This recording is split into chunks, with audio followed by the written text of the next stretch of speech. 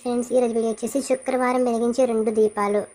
అప్పుల బాధలు ఉన్న, రుణ బాధలను తీరడం కోసం, ఉద్యోగం కోసం చేసే దీపాలు అన్నమాట. ఇవి ముందుగా పొద్దున్న పూట మనం క్షీరదీపం వెలిగిస్తాం. ఈ విధంగా పూజకి కావాల్సిన సామాన్లన్నిటికి పసుపు కుంకుమతో బొట్లు పెట్టేసుకోవాలి.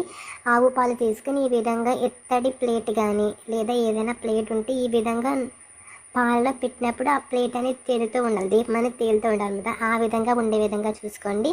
ఇలా గుమ్మడి ఒత్తులను 3 ఒత్తులను ఒక ఒత్తుగా చేసేసి, అంటే పువ్వొత్తులు అంటారు వాటిని, 3 ఒత్తులను ఒక ఒత్తుగా చేసి వెలిగించుకోవాలి. ఈ విధంగా వెలిగించుకుంటే అష్టైశ్వర్యాలు సమకూరుతాయి. క్షీరదీపం అంటారు, లక్ష్మీదేవికి ఎంతో ఇష్టమైనది. ఇప్పుడు కందం తీసుకొని శుభ్రంగా కడిగేసుకొని పసుపు కుంకుమలతో బొట్లు పెట్టేసుకోవాలి. వాటర్ తీసుకొని వాటర్ కూడా పడిగేసుకుందాం. ఇప్పుడు ఎర్రటి ఒత్తుల కోసం కుంకుమతో ఆయిల్ కొంచెం ముంచేసి అందులో తెల్లటి ఒత్తులు కుంకుమ వేసుకోవాలి. ఈ విధంగా మూడు ఒత్తులను ఒక ఒత్తిగా చేసి వెలిగించాలి. దీన్ని కూడా మొత్తం చూసారు కదా, అలా దీపారాధన కూడా చేసేసుకుని ఆ తర్వాత కందదీపం వెలిగించుకోవాలి.